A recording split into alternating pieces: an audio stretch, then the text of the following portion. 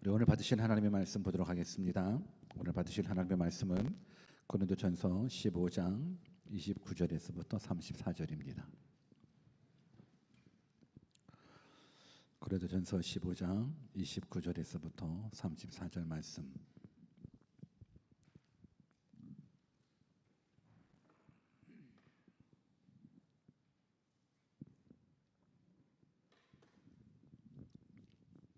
우리 같이 한번 읽어볼까요? 29절 말씀부터 같이 읽습니다. 시작. 만일 죽은 자들이 도무지 다시 살지 못하면 죽은 자들을 위하여 세례받는 자들이 무엇을 하겠느냐? 어찌하여 저희를 위하여 세례를 받느뇨? 또 어찌하여 우리가 때마다 위험을 무릅쓰리뇨? 형제들아, 내가 그리스도 예수 우리 주 안에서 가진 바 너희에게 대한 나의 자랑을 두고 단언하노니 나는 날마다 죽노라. 내가 범인처럼 에베소에서 맹수로 더불어 싸웠으면 내게 무슨 유익이 있느뇨? 죽은 자가 다시 살지 못할 것이면 내일 죽을 터이니 먹고 마시자 하리라. 속지 말라. 악한 동무들은 선한 행실을 더럽히나니 깨어 의를 행하고 죄를 짓지 말라. 하나님을 알지 못하는 자가 있기로 내가 너희를 부끄럽게 하기 위하여 말하노라. 아멘. 우리 하나님, 항상 좋으신 하나님, 우리 믿음으로 선포하고 고백했으면 좋겠습니다. God is good all the time. 또한 우리는 하나님의 은혜 없이는 1분 1초도 살 수 없습니다. I'm nothing.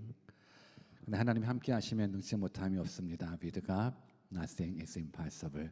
오늘 그 전능하신 하나님, 사랑의 하나님, 좋으신 하나님 말씀으로 만나 뵙기를 주님의 이름으로 축원합니다.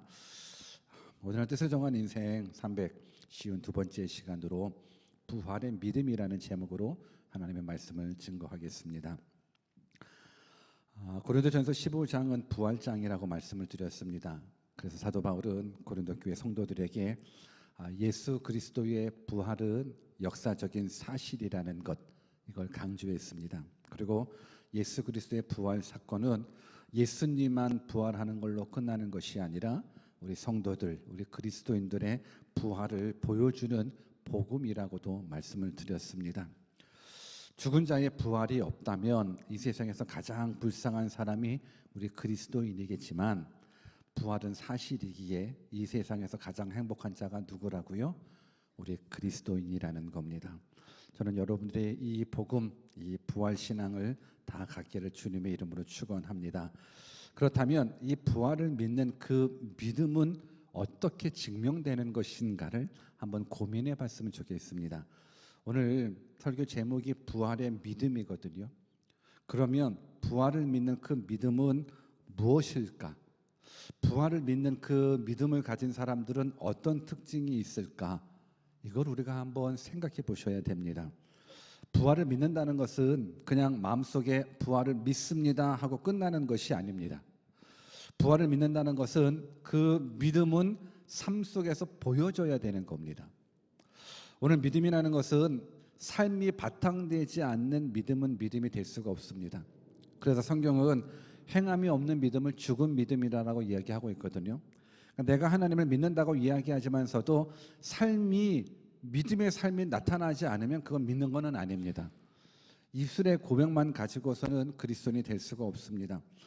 부활을 믿는 믿음도 마찬가지입니다. 그냥 부활을 믿는다고 믿습니다 한다고 믿어지는 것이 아닙니다. 부활을 믿는 자답게 살아가야 부활을 믿는 사람입니다. 무슨 말씀인지 이해하시겠습니까? 그냥 부활을 믿습니다 하고 끝나는 것이 아니라 정말로 죽은 자의 부활이 있다라고 확실하게 믿는다 그러면 부활을 믿는 자답게 살아가야 그게 바로 부활을 믿는 자라는 거예요. 그냥 아멘 아멘 한다고 부활을 믿어지는 건 아니에요. 내 삶 속에서 부활 신앙이 있다라는 건 삶으로 증명되셔야죠. 여러분, 우리가 교회에 출석만 한다고 다 그리스도인입니까? 그렇지 않습니다. 교회에 출석하는 사람들하고 성도들하고는 달라요. 그런데 교회에 출석할 수는 있어요. 그러나 출석하는 모든 사람들이 다 그리스도인이 될 수는 없습니다. 마찬가지로 부활을 믿는다는 것도 그냥 부활 믿습니다라고 믿어지는 것이 아닙니다. 부활과 같은 위대한 사건을 믿는 그 믿음은 그냥 잠잠하지 않습니다. 삶 속에 반드시 부활을 믿는 믿음이 나올 수밖에 없습니다. 그래서 저는 바라옵기는 여러분들의 삶 속에서 부활을 믿는 믿음이 나오기를 주님의 이름으로 축원합니다.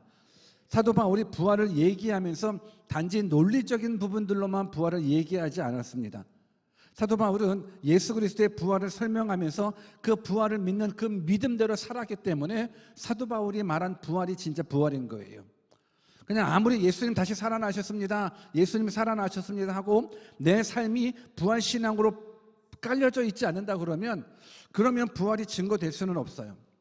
저는 여러분들 모두가 예수 그리스도의 부활을 확실하게 믿는다면, 죽은 자가 다시 살아날 수 있다라는 걸 확실하게 믿는다 그러면 그 믿음을 삶으로 보여줄 수 있는 진짜 그리스도인 되었으면 좋겠습니다.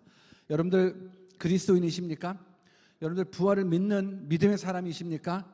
그렇다 그러면 그 믿음을 보여주십시오. 그게 중요합니다. 그게 진짜입니다. 우리 한번 옆에 계신 분들한테 부활을 믿는 그 믿음을 보여주십시오라고 한번 인사해 볼까요? 시작. 부활을 믿는 그 믿음을 보여주십시오. 부활을 믿는 그 믿음을 보여주십시오. 우리가 부활하신 예수님을 지금 우리가 만날 수는 없어요. 그러나 부활을 믿는 그 믿음을 통해서 부활하신 하나님을 경험할 수는 있어요. 그래서 저는 여러분들이 오늘도 한 절 한 절 하나님의 말씀을 우리가 읽으면서 묵상하며 진리를 깨달아 볼 때, 아, 이렇구나, 부활을 믿는 믿음이 이 믿음이구나를 깨달아 알 수 있는 은혜의 시간 되기를 주님의 이름으로 축원합니다. 우리 본문 29절 말씀부터 같이 한번 읽어볼까요? 그러면 같이 한번 읽습니다. 시작. 만일 죽은 자들이 도무지 다시 살지 못하면 죽은 자들을 위하여 세례받는 자들이 무엇을 하겠느냐? 어찌하여 저희를 위하여 세례를 받느냐? 사실 29절 말씀은 해석이 굉장히 어려운 말씀입니다. 그래서 성경을 읽다 보면 이건 정말 해석이 너무 어려운데, 무슨 말씀인지 도저히 이해가 안 가는데 라고 하는 그 성경의 난제가 있어요. 어떻게 해석해야 될 줄 모르는 문제들, 그게 바로 29절이에요. 그래서 성경학자들도 이 29절을 어떻게 해석해야 될지를 몰라요. 그래서 29절은 그냥 성경의 난제라고 이야기를 합니다. 무엇 때문에 성경의 난제가 되었을까? 무엇 때문에 해석하기가 어려우냐면 바로 죽은 자들을 위하여 세례를 받는 자들 때문에 그래요. 29절에 보니까 만약 죽은 자들이 도무지 다시 살지 못하면, 그러면서 죽은 자들을 위하여 세례받는 자들이 무엇을 하겠으며 어찌하여 저희를 위하여 세례를 받느냐라는 것, 이 말이 이해가 안 되는 거예요. 죽은 자들을 위하여 세례받는 것, 그래서 이건 다른 어떤 기록에도 없다 보니까는 학자들 사이에선 추측할 수밖에 없어요. 고린도 교회에서는 어떤 분류의 사람들이 있었지? 도대체 죽은 자들을 위해서 세례받는 사람들이 있었다라는 건데, 그러면 죽은 자들을 위해서 세례받는다라는 건 무엇이지? 여러분, 우리가 알고 있는 세례, 우리가 알고 있는 침례는 무엇입니까? 우리가 성경을 읽다 보면 어떤 공통점을 발견하냐면, 예수님의 복음이 증거되잖아요. 그러면 예수님의 복음을 들은 사람이 나 예수님 믿겠습니다, 그렇게 결단을 하게 되면 그때 침례를 받게 되는 거예요. 예수님 믿겠습니다라고, 그래 너 예수님 믿어? 우리 세례 받자, 우리 침례 받자. 그것이 이제 원칙적으로, 그러니까 그렇다 보니까는 항상 예수님 복음이 증거되고 예수님을 영접하게 되면 항상 침례 받는 부분들이 있다 보니까는 어떤 오해가 있냐면 구원 받으려고 그러면 세례를 받아야 되는구나. 왜냐하면 복음 증거와 또 복음을 억셉트한 것과 그리고 세례가 이게 한 세트처럼 이어지니까 세례를 받아야지 구원받을 수 있구나라는 오해를 갖게 되는 거예요. 원래 예수님께서, 또 성경적인 부분들은 이제 세례가 아니라 침례죠.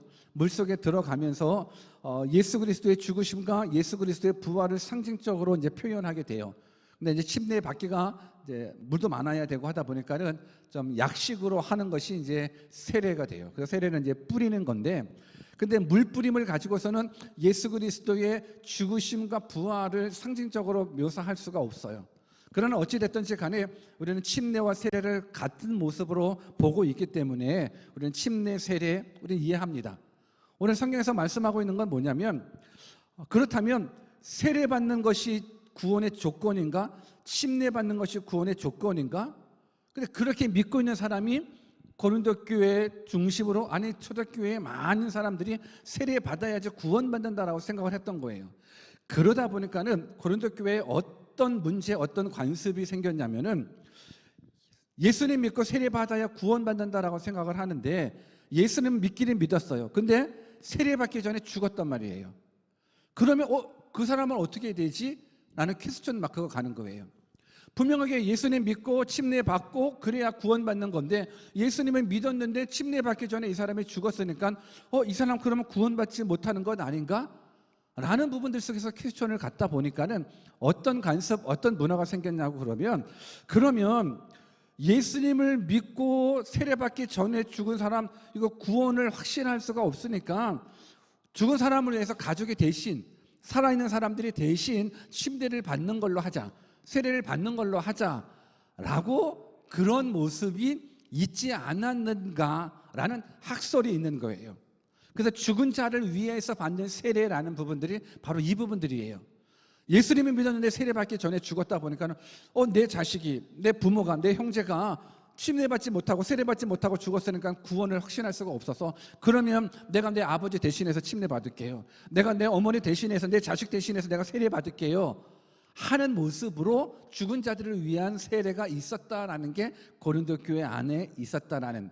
그리고 또 하나의 학설은 뭐냐면 예수 믿는 사람들 같은 경우는 이제 예수님 믿고 또 침례 받아야 구원 받는다라고 이야기하고 그러다 보니까는 본인은 하나님을 믿지는 않지만 그래도 예수님 믿는 사람, 자기가 사랑하는 사람이 예수님 믿고 침례 받고 죽어서 천국에 갔으니까 나도 내 사랑하는 사람을 죽어서 좀 만나고 싶다.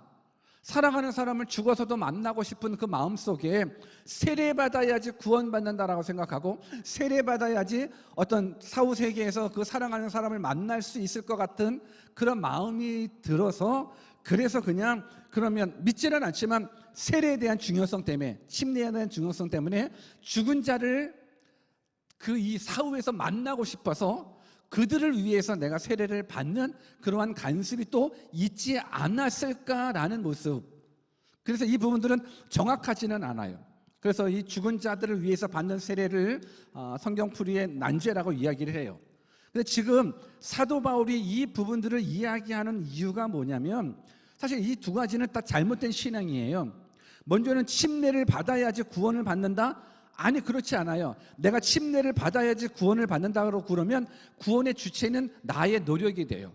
예수님이 십자가에서 돌아가실 이유가 없어요.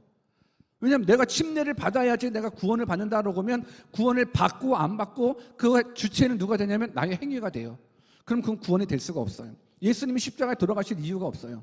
그렇기 때문에 침례를 받아야지 구원을 받는 것이 아니라 구원받는 사람이 예수님 믿고 구원받는 사람이 자신의 믿음을 고백하는 것이 침례나 세례이기 때문에 이들이 간행적으로 하는 것, 죽은 자들을 위해서 받는 것, 이 세례 이거는 다 신앙적으로 맞지 않아요. 근데 지금 사도 바울이 왜 이러한 간섭, 이러한 간행을 끄집어냈냐면 저들이 잘했다, 잘못했다, 죽은 자들을 위해서 침례받는 것이 잘했다, 잘못했다라는 부분들을 얘기해 주려고 하는 부분들이 아니라 너네들 만약에 죽은 자가 다시 살아나는 것이 없다 그러면 너희들의 행위는 그거 소용이 없는 건데 이 말이 뭐냐면 지금 사도 바울이 고린도 교회에게 누구를 대상으로 말씀을 해주고 있냐면 죽은 자가 다시 살아나는 자가 없다라는 것, 부활을 믿지 못하는 자들을 대상으로 지금 부활을 말씀해주고 있는 거거든요. 근데 이상한 거예요. 아니, 죽은 자가 다시 살아나는 것이 없다며, 부활할 수 없다며, 그런데 지금 너희들의 행동은 뭐야? 죽은 자를 대신해서 세례받는다라는 건 그 밑바탕에 뭐가 깔려져 있다라는 거예요? 사후 세계가 있다라는 거예요. 죽은 자가 다시 살아날 수 있다라는 것, 죽은 자를 다시 만날 수 있다라는, 그러니까 너희가 죽은 자를 위해서 세례받는 것 아니야? 라는 부분들을 얘기해 주려고.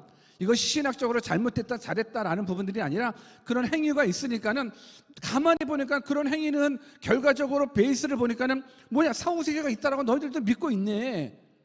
그러면서 세례 받고 있잖아. 죽은 자를 대신해서 세례 받고 있잖아. 그러면 암암리에 너희들은 부활을 믿고 있다는 거네 라는 부분들을 지금 사도 바울이 얘기해 주려고 그러는 거예요. 그런데 이것은 고린도 교회 그 죽은 자를 위해서 침례받은 사람들 뿐만 아니라 예수님을 믿는 사람이나 예수님을 믿지 않는 사람이나 죽음 이후의 삶이 있다는 것, 이게 암암리에 깔려져 있다는 거예요. 대한민국도 마찬가지예요. 한국도 장례식에 가보고 또 죽은 자들을 애도하는 모습에 어떤 말을 쓰냐면 명복을 빕니다라는 단어를 써요. 근데 장례식에 보면 군조 화환 같은 데 보면 뭐 명복을 빕니다 이런 거 쓰지 않습니까? 이런 명복이라는 건 죽은 사람들이 받을 복을 뜻하는 거예요. 만약 죽으면 끝 그러면 명복을 빕니다라는 단어를 쓸 수는 없죠. 이 세상의 모든 인간이 죽으면 끝 그러면 명복을 빌 필요는 없어요.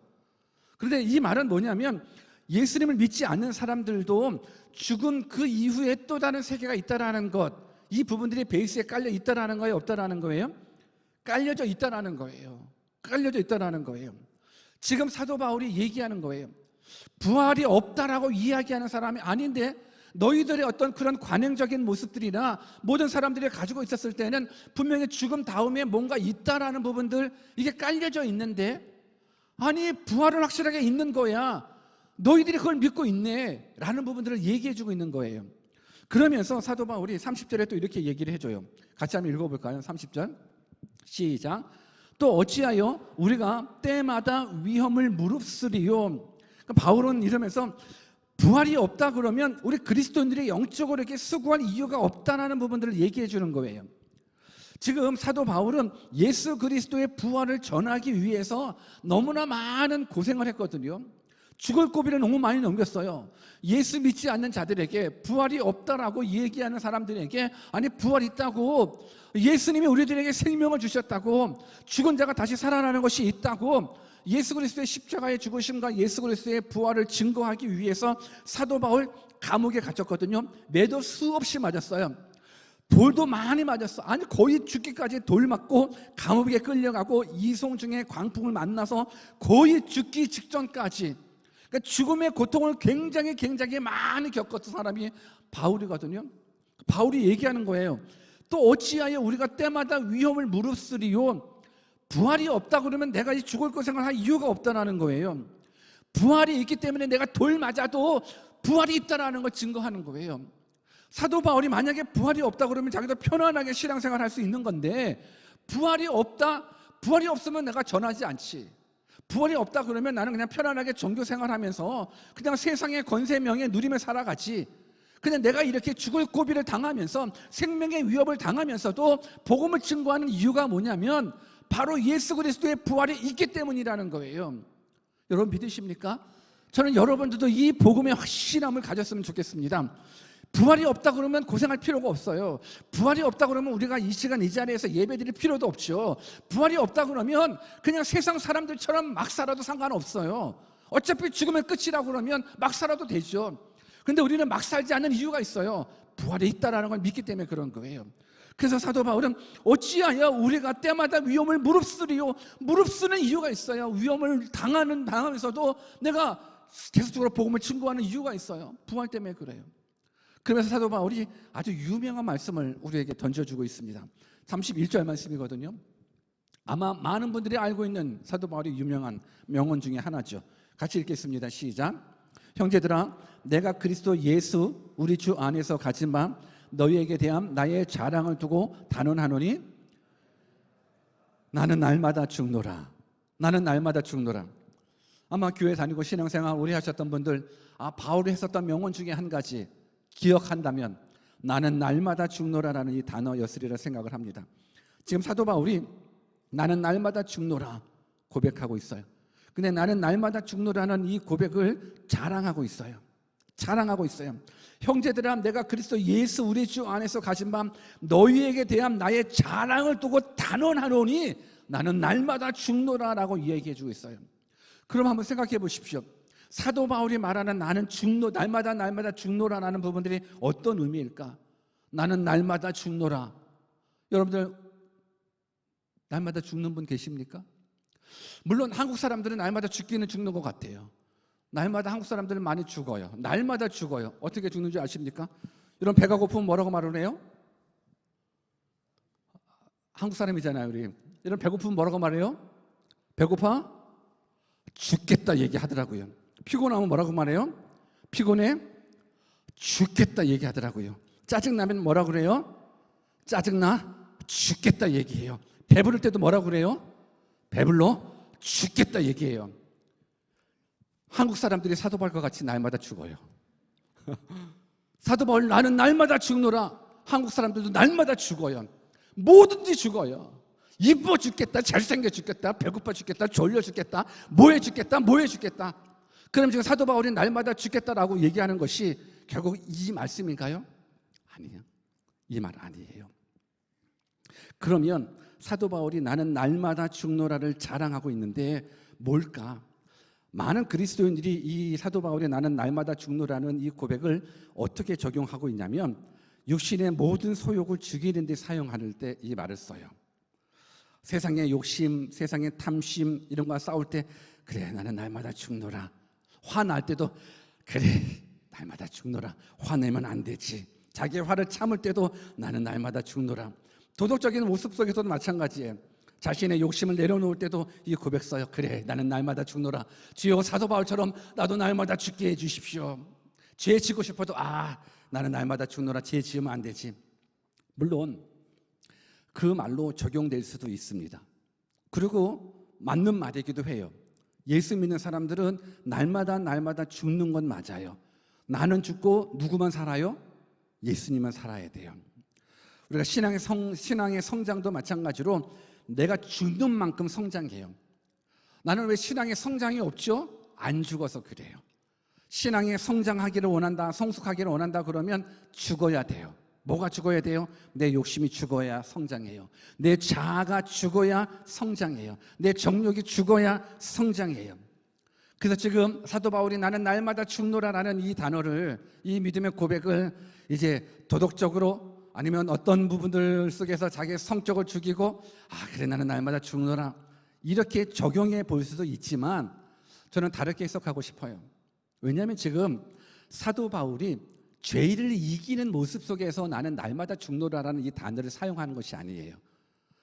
또 세상 유혹을 이기자, 분노할 때 이러면 안 되지라고는 하는 모습 속에서 나는 날마다 죽노라라는 단어를 쓰고 있는 것이 아니라 무엇 때문에 지금 무엇을 강조하고 있어요? 부활을 얘기하고 있는 거예요. 계속적으로 부활을 얘기하고 있으면서 나는 날마다 죽노라라고 이야기를 해주고 있어요. 결국 사도 바울이 말하는 나는 날마다 죽노라는 건 정말로 사도 바울은 날마다 죽어가고 있어요. 왜? 부활을 전하기 위해서 죽는 삶을 살아가고 있는 자신의 모습을 자랑하고 있는 거예요.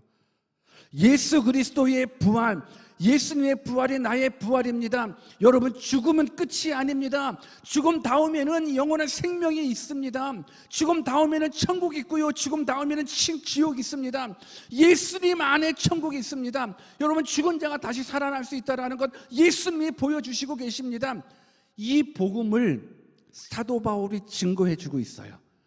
근데 이 복음을 증거했었을 때 편안하게 사람들이 받지 않아요. 이 부활에 대한 복음을 증거했었을 때 사도 바울은 어떻게? 수만 가지의 핍박을 당해요. 이 복음을 증거하기 위해서 돌맞아요. 이 복음을 증거하면서 어떻게 옥에 갇혀요. 매 맞아요. 생명의 위협을 당해요. 그러다 보니까 사도 바울이 나는 날마다 죽노라라는 건 뭐냐면 나는 복음을 증거하기 위하여 예수 그리스도의 부활을 증거하기 위하여 나는 죽을 각오로 복음을 증거하고 있다는 거예요. 사도 바울의 이 고백은 나는 죽을 각오로 내 생명 내 걸고 부활을 증거하고 있다는 거예요. 왜? 부활은 진짜 있으니까. 나는 죽어도 다시 살 수 있으니까. 예수님이 죽어도 다시 살 수 있다는 부활의 첫 열매 되주셔서 우리에게 이 복음 증거해 주셨고 나는 이 부활이 있다는 걸 확실하게 믿기 때문에 나는 날마다 죽음이 올지라도 날마다 죽음의 위협이 올지라도 나는 예수님 증거한다는 거예요. 부활 증거한다는 거예요. 저는 이 고백이 우리들의 고백되기를 주님의 이름으로 축원합니다. 날마다 죽는 것, 성격 죽이는 것 아니라 예수 그리스도의 부활을 증거하기 위해서 나의 생명을 조금 더 정말 귀한 것으로 여기지 않는 것. 이게 결국은 날마다 죽는 삶인 거예요. 그러면서 사도 바울은 에베소 지역에서 이 부활을 증거했었을 때를 회상하는 거예요. 본문 32절을 같이 읽어볼까요? 같이 한번 읽습니다. 시작. 내가 범인처럼 에베소에서 맹수로 더불어 싸웠으면 내게 무슨 유익이 있느뇨? 죽은 자가 다시 살지 못할 것이면 내일 죽을 터이니 먹고 마시자 하리라. 지금 사도 바울이 에베소에서 복음을 증거하면서 겪었었던 그 어려움을 마치 짐승과 싸워서 죽을 고비를 넘겼다라는 모습으로 얘기해 주는 거예요. 내가 범인처럼 에베소에서 맹수로 더불어 싸웠으면 이라는 부분들은 뭐냐면, 에베소 지역에서 복음을 위해 싸울 때 이 얼마나 힘들었었던지, 복음을 증거하면서 얼마나 치열했었던지, 복음을 증거하면서 얼마나 고통스러웠었던지, 마치 부활하신 예수님을 증거하는 그 복음을 전하면서 사나운 맹수와 더불어 싸우는 것처럼 고통스럽고 두렵고 힘들고 아팠고 괴로웠다라는 부분들을 얘기해주고 있다라는 거예요. 그러면서 바울은 복음을 전하는 이 삶이 마치 로마 시대 원형 경기장에 갇혔던 맹수들과 싸우는 그 검투사들, 맹수들과 싸워가지고, 그 당시에는 그랬지 않습니까? 그냥 종이든지 노예든지 죄수든지 그냥 원형 경기장 안에 짐승이랑 풀어놔주고, 그리고 거기서 짐승들과 싸우고, 때로는 사자밥이 되기도 하지만 때로는 이겨 승리할 수도 있는 부분들, 그것을 이제 사람들은 즐겨 했거든요. 죄인들을, 그리스도인들을 그렇게 짐승의 밥 만들어서 그냥 쾌락을 느끼는 모습, 마찬가지인 거예요. 지금 사도 바울이 무엇을 비유해서 말씀해 주고 있냐면, 검투사들의 삶하고 부활을 믿지 못하는 삶하고 비슷하다라는 거예요. 여러분, 검투사들은 매일매일 죽음의 문턱에서 살아남는 자들이에요. 검투사들은 내일은 없어요. 오늘 죽도록 싸워서 이겨야지만 그날이 오늘 자기 것이 되는 거예요. 누구나 짐승하고 사나운 짐승하고 싸워서 이길 수 있다는 건 쉽지는 않거든요. 그러다 보니까 검투사들에게는 내일이 있어요, 없어요? 내일이 없어요. 오늘 싸워서 이기면 그 오늘만 내일인 거예요. 오늘만 내 것인 거예요. 그러나 내일은 내 날이 될 수가 없어요. 내일 싸우다가 짐승한테 먹혀 죽어요. 그러다 보니까 검투사들의 삶이 뭐냐면, 내일이면 죽을 목숨이니까 오늘 어떻게 먹고 마시자 하는 것. 왜? 내일 내 삶이 보장되어 있지가 않아요. 그러다 보니까 오늘 내가 살았으면 그냥 먹고 마시는 것, 그것이 검투사들의 삶인 거예요. 이 부분들을 지금 사도 바울이 얘기를 해주고 있는 거예요. 뭐라고 얘기해 주냐면, 죽은 자가 다시 살지 못할 것이면 내일 죽을 터이니 먹고 마시자 하리라. 그 검투사들, 내일이 없는 검투사들의 삶이나 부활을 믿지 못하고 살아가는 사람들의 삶이나 똑같다라는 부분들인 거예요. 그러니 부활을 믿지 못하는 사람들은 그냥 하루하루 어떻게 그냥 먹고 마시면서 살아갈 수밖에 없어요. 부활이 없기 때문에 이 괴로운 세상에 무슨 위로가 있겠습니까? 부활이 없기 때문에 이 세상에 살아갈 이유가 없는 거예요. 그러나 부활이 확실하다 그러면 설명은 달라요. 부활이 없으면 내일 내 날이 아니기 때문에 오늘 먹고 죽자라고 할 수 있어요. 그러나 부활이 있기 때문에 우리는 다르게 살아갈 수 있는 거예요. 오늘 본문 33절을 같이 한번 읽어볼까요? 이제부터 사도 바울은 부활을 믿는 믿음은 어떤 삶인지를 얘기해주고 있어요. 같이 한번 읽습니다. 시작. 속지 말라. 악한 동무들은 선한 행실을 더럽히나니. 우리 한번 옆에 계신 분들한테 우리 속지 맙시다 한번 인사해 볼까요? 시작. 예, 우리 속지 맙시다. 지금 사도 바울은 죽은 자의 부활이 없다고 하는 자들에게 속지 말라라는 거예요. 그냥 내일이 어디 있어? 그냥 오늘 먹고 마시고 죽자라고 살아가는 그런 사람들 속지 말라라는 거예요. 그러면서 부활이 없다고 말하는 사람들을 사도 바울은 악한 동무들이라고 얘기해요. 속지 말라. 악한 동무들은 선한 행실을 더럽히나니. 그러니까 결국은 부활이 없다고 말하는 사람들은 악한 동무들이에요. 우리 세상 친구들도 악한 동무가 될 수 있죠. 부활이 없다고 믿는 사람들은 다 악한 동무가 될 수밖에 없어요. 왜? 부활을 믿지 못하기 때문에 야 죽으면 끝이야 라고 하기 때문에 악한 동무일 수밖에 없어요. 그런 사람들은 선한 행실을 할 수가 없어요. 야 죽으면 끝인데, 아니 죽음 다음에 부활이 어디 있어? 이 세상이 전부야. 그냥 부어라 마셔라 먹고 죽자라는 부분들, 악한 동무들을 속지 말자라는 거예요. 저들은 부활이 없다라고 얘기해요. 저들은 야 천국이 어디 있어? 부활이 어디 있어? 죽은 자가 어떻게 다시 살아나? 아 그냥 죽으면 끝이야 라고 우리를 속이고 있어요. 그런데 지금 사도 바울이 말하는 속지 말라라는 이 단어는 미혹당하지 말라라고 얘기하는 아주 강한 명령형이래요. 그냥 편안하게 아예 속지 마라는 부분들이 아니라 미혹당하지 말라는 강한 명령형으로 속지 말라 말씀해주고 있어요. 여러분, 우리 주변에는 악한 동무들이 많아요. 천국이 어딨어? 부활이 어딨어? 죽으면 끝이야. 너 죽어봤어? 너 천국 가봤어? 무슨 하나님이 있어? 속지 말라라는 거예요. 부활은 있어요. 하나님은 계셔요. 천지 만물을 창조하신 하나님, 우리가 믿는 하나님이십니다. 속지 마십시오. 그러면서 사도 바울이 결론적으로 무엇을 말씀해주고 있냐면, 그런 속지 마. 부활을 믿는 사람들은 이렇게 살아가야 돼. 그러면서 결론적으로 부활을 믿는 믿음이 어떤 것인지 보여주고 있어요. 34절 같이 읽어보겠습니다. 같이 읽습니다. 시작. 깨어 의를 행하고 죄를 짓지 말라. 하나님을 알지 못하는 자가 있기로 내가 너희를 부끄럽게 하기 위하여 말하노라. 여러분, 깨어 의를 행하고 죄를 짓지 말라라고 당부하고 있어요. 누구에게 당부하고 있습니까? 부활을 믿는 자들에게 당부하고 있는 거예요. 너가 만약에 부활을 믿는다고 그러면, 너가 만약에 죽어도 다시 살 수 있다라는 걸 믿는다고 그러면, 너가 만약에 정말 사람이 죽으면 끝이 아니라 죽음 다음에 영원한 생명이 있다라고 믿는다면, 너가 만약 죽음 다음에 천국이 있고 지옥이 있다라고 확실하게 믿는다고 그러면, 그 부활의 믿음은 어떻게 삶 속에 나타나야 되냐면, 깨어 의를 행하고 죄를 짓지 말라라고 얘기해주고 있어요. 부활을 믿는다면 깨어 의를 행하고 죄를 짓지 말라라는 거예요. 왜 그럴까요? 부활의 소망을 가진 자의 삶은 다를 수밖에 없어요. 죽음 다음에 아무것도 없다, 끝이다 라고 생각하는 사람들은 깨어 있을 필요도 없어요. 의를 행하지도 않아요. 그냥 죄밖에 지을 수도 없어요. 어차피 내일은 없는데, 죽으면 끝인데 그냥 부어라 마시라 먹고 죽자. 왜? 저들은 그렇게 살아갈 수밖에 없어요. 부활을 믿지 못하기 때문에. 그러나 부활을 믿는 자는 어떻게 살아가야 돼요? 깨어 의를 행하며 죄를 짓지 않은 삶을 살아가야 돼요. 왜 그래요? 하나님께서 말씀하시는 거예요. 하나님의 뜻이에요. 우리 하나님은 우리가 깨어 있기를 원해요. 하나님은 우리가 의로서 의의 행동을 하기를 원해요. 우리 하나님은 우리가 죄 짓지 않기를 원해요. 이게 하나님의 우리를 향하신 뜻인 거예요. 근데 부활의 소망을 가진 자는 깨어 있을 수밖에 없어요. 부활의 소망을 가진 자는 죄를 안 지어야 돼요. 부활의 소망을 가진 자는 의를 행할 수밖에 없어요. 왜?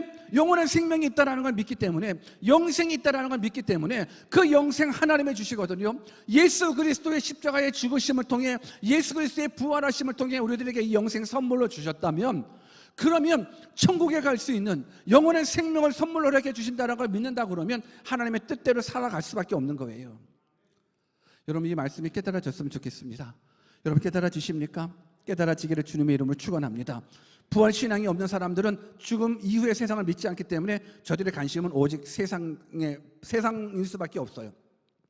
오늘 우리의 삶의 목표를 한번 점검해 보십시오. 내가 지금 무엇에 포커스 맞추고 살아가고 있는가? 내가 이 세상의 성공과 출세와 부와 명예를 위해서 살아가는가? 그러면 부활 신앙을 가지고 있는 사람이 아니에요.